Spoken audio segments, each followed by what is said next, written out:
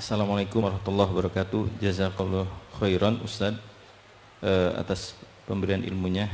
Afwan Ustaz, saya telah berzina dengan seorang akhwat dan kami sudah pisah, tapi hati terkadang masih inginkan dia. Amalan apa yang baik untuk memperbaiki hati saya? Jazakallah khairan.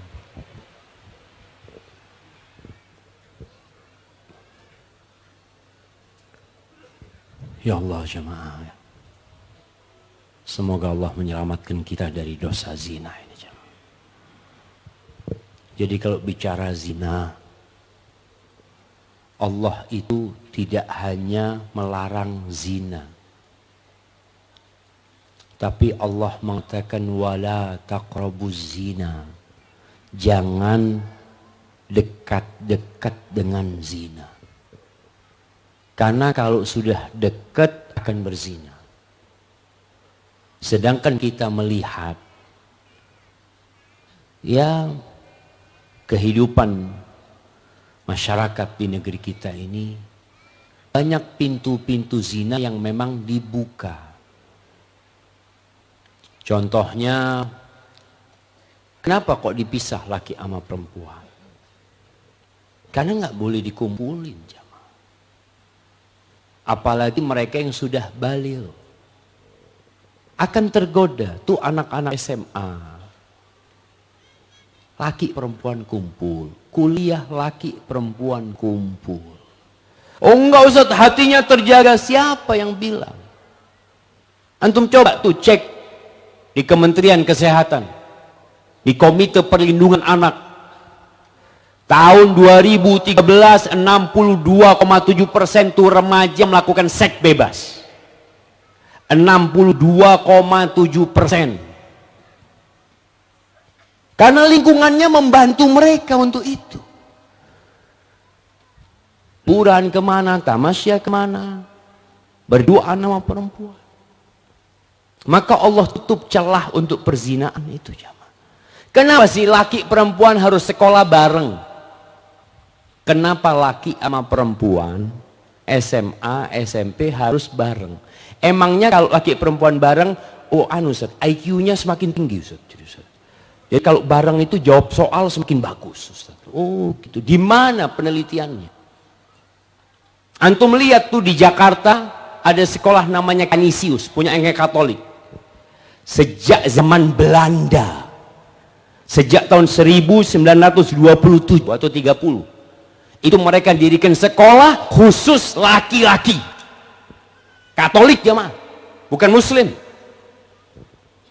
Mereka berpikir dunia, karena memang harus dipisahkan supaya serius sekolah. Antum kalau laki-laki sekolah sama perempuan serius enggak jemaah? Pagi Masya Allah, rambut. Kata bapaknya, kamu ini mau kemana? Kata dia. Oh sekolah ayah. Jam 7 harus nyampe. Masya Allah. Coba laki semuanya. Sekolahnya laki semuanya. Nggak ada pakai sarung. Mungkin berangkat sekolah. Jadi kalau bicara jamaah. Subhanallah.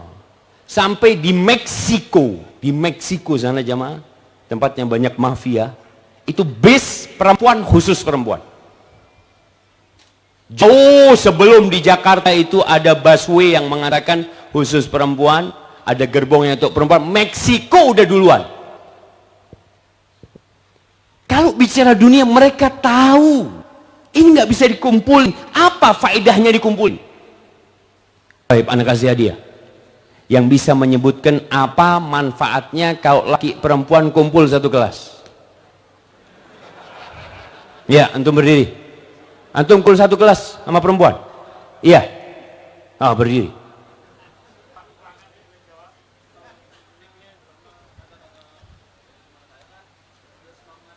Oh, biar semangat. Masya Allah. Terus, semangat apa? Semangat belajar, semangat ingin dilihat perempuan? Oh, yang penting semangat-semangat pokoknya, iya. Kemudian?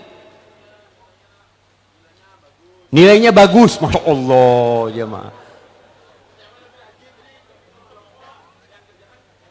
Oh, jadi cewek yang ngerjain tugasnya. Masya Allah.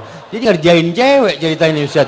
Lihat nih, dikerjain sama yang laki-laki. Masya Allah. Ustaz, ayo maju ke depan. Antum belum nikah kan? Kasihkan ke orang tuanya ini. Iya, maju ke depan antum.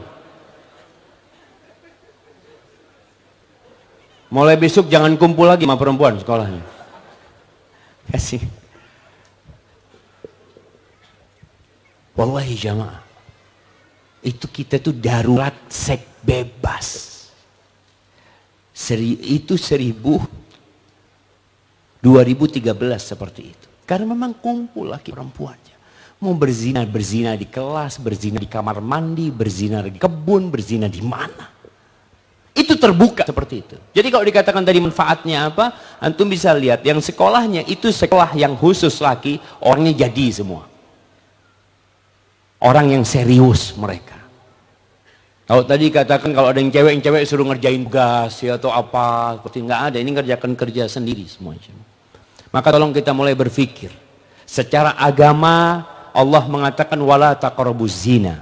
Kalau bicara secara logika dan dunia semua masuk. Kenapa harus dikumpulin? Coba yang laki-laki, perempuan-perempuan semua serius belajar di sekolah. Nanti lulus SMA, sama-sama laki lulus SMA, perempuan lulus SMA, ketemu kawin. Selesai. Tapi kalau tadi dikatakan dia berzina akhirnya dengan akhwat. Ada orang tua yang mengatakan kepadanya, "Nak, jangan berzina." Betul. Tapi dia berada di lingkungan yang membuat dia berzina. Seperti cerita orang tua yang melemparkan anaknya ke kolam, lalu sang ayah mengatakan, "Iyyaka an tabtalla bil ma." Hati-hati jangan sampai basah. Anak, iya, gimana? Lemparin ke kolam terus jangan basah. Ketika lingkungannya tidak baik, lalu katakan kau jangan jadi orang nggak baik. Lingkungannya nggak baik. Maka buat itu ikhwan, bertobatlah kepada Allah dengan taubatan nasuha. Engkau ingat dengan dosamu. Seharusnya kau itu didera 100 kali, dipecut. Ketika seorang belum menikah berzina. Alhamdulillah Allah tutupin perzinaanmu. Nggak ada yang tahu. Tapi jangan sampai engkau mengulanginya kembali. Putus. Sudah. Perbaiki dirimu.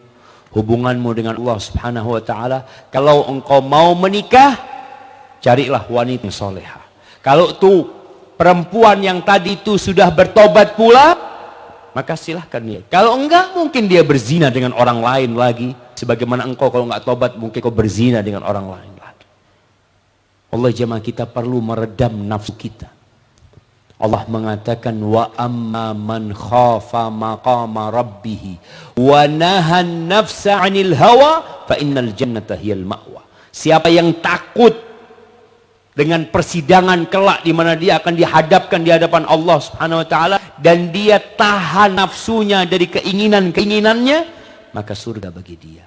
Tahan. Wallahi kenikmatan zina itu nikmatan sesaat, tapi engkau akan merasakan azab. Engkau pikir orang yang berzina berangkat ke pelacur sana, pelacur sini merasakan kenikmatan. Wallahi sebenarnya beban dosa yang ada di hatinya itu jauh lebih dahsyat daripada kenikmatan yang dia rasakan. Na'udzubillah min dzalik. Hadza wallahu a'lam bissawab.